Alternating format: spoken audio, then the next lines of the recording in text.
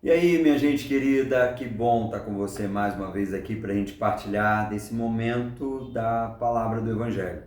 Eu queria convidar você, se você quiser e puder, abrir no texto que se encontra no Evangelho de Marcos, no capítulo 7.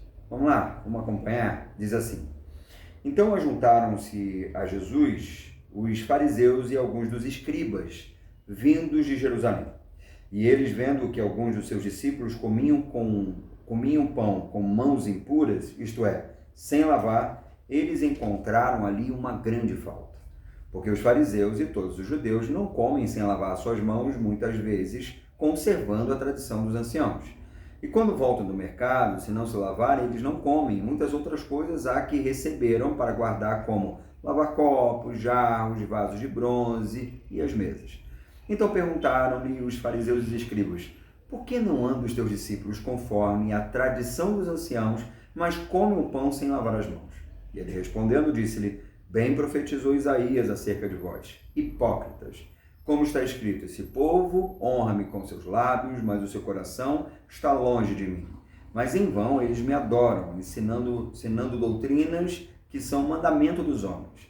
Porque vós colocastes de lado o mandamento de Deus e guardastes a tradição dos homens, como lavar jarros, copos e muitas outras coisas semelhantes. Ele dizia-lhes: Bem sabeis rejeitar o mandamento de Deus, para que possais guardar a vossa própria tradição.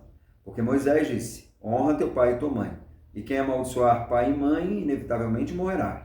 Mas vós dizeis: Se um homem disser a seu pai ou a sua mãe, isto é, corbã, que quer dizer uma oferta, o que poderias lucrar de mim, esse será livre. Interessante isso daqui, gente. Sabe por quê? Vamos lá? É claro que a tradição, ela tinha um peso para o judeu. Quando digo da tradição, é a leitura que se fazia dos textos bíblicos e agregavam ali alguns tipos de comentário. Esses comentários, eles transformavam-se em um mandamento agregado. Por exemplo, vamos pensar desse jeito? A questão de lavar as mãos aqui não tem a ver com a questão higiênica, simplesmente porque eu passei o dia inteiro trabalhando ou mexendo na terra, arando, e aí eu preciso agora lavar minha mão para comer. Não, era uma questão de purificação. Você lava a mão, você está purificado. Aí você pode, então, se alimentar. E não é só você. Você tinha que todo o aparato que você utiliza também deveria se submeter a essa lavagem cerimonial. Você percebe? Estou falando de lavagem cerimonial, eu não estou falando de uma lavagem higiênica, para de alguma maneira você não comer em algum prato que tem alguns detritos ou alguns restos de comida. Jesus está dizendo o seguinte: vocês transmutaram, transportaram aquilo que era essencial e revestiram isso com uma roupagem de espiritualidade perfeita, e que no final das contas, se as pessoas não cumprirem e não vestirem essa roupa, não serão tidas como espirituais. Mas vocês estão jogando a essência fora quando querem e requerem essa roupagem. Vou explicar melhor. Eu vou explicar baseado naquilo que Jesus mesmo disse. Não é fora de conhecimento que um dos textos, um dos mandamentos mais conhecidos é: honra teu pai e tua mãe, para que se prolongue os seus dias de vida na terra que o Senhor teu Deus te dá. Honrar pai e mãe é um mandamento apregoado aos quatro cantos. Só não precisa nem ser uma pessoa religiosa para poder propagar isso que está tão imanente na tradição, ou melhor, da tradição judaico-cristã, e que está tão perfeitamente alocada e realocada na cultura e na civilização ocidental. Quando a gente pensa nisso, e claro que oriental também, mas vamos pensar aqui. Jesus está dizendo que se uma pessoa, ele oferece uma oferta corbã, que nada mais era do que um substitutivo, é como se dissesse assim: eu vou te dar, vou falar grosseiramente, tá? Vou te dar um cala-boca, para você não me aborrecer, porque eu deixei meu pai e minha mãe na mão. Então, não me aborreça com isso. E aí essa oferta aqui é um ato substitutivo. Jesus está dizendo: está vendo o que vocês estão fazendo? A tradição está maquiando aquilo que era essencial. As pessoas estão preocupadas com as roupagens, as pessoas estão preocupadas com aquilo que era e que poderia ser um meio e se tornou um fim. A roupagem era um meio, se tornou um fim. A ideia da tradição era um meio para poder levar e conduzir a pessoa ao cumprimento do mandamento e se tornou um fim.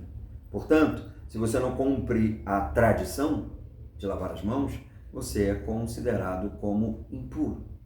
Você não está coerente. Se você der uma oferta corban, você substitui o seu comprometimento com seu pai, sua mãe.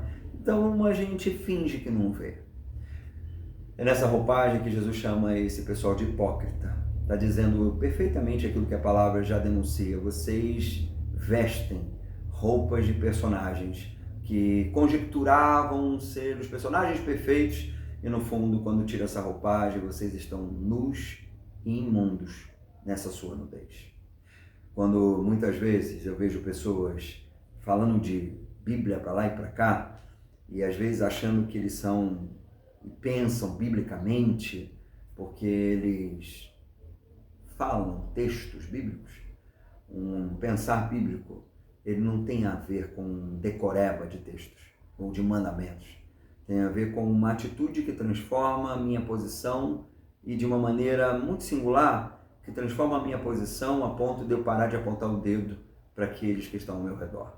O Evangelho sempre foi a coisa da enxada e nunca da pá que joga a responsabilidade para o outro. O Evangelho é aquilo que situa o homem na sua essência e que traz ao homem um comprometimento com o seu espelho. E diz para ele assim, você está olhando para o outro por quê? Porque você não quer se enxergar de verdade? E é muito melhor falar mal dos outros, não é? Do que você denunciar a si mesmo no seu próprio espelho. O Evangelho é o espelho.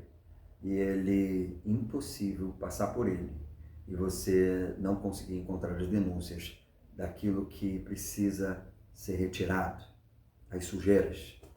Que você possa ler o Evangelho, não como uma tradição fria, como uma letra que mata, mas como uma experiência de vitalidade, de revitalização, uma experiência de transformação singular, pessoal, constante, a ponto de um dia a nossa lente ser completamente polida por esse pano que o Evangelho é. Um beijo grande para você.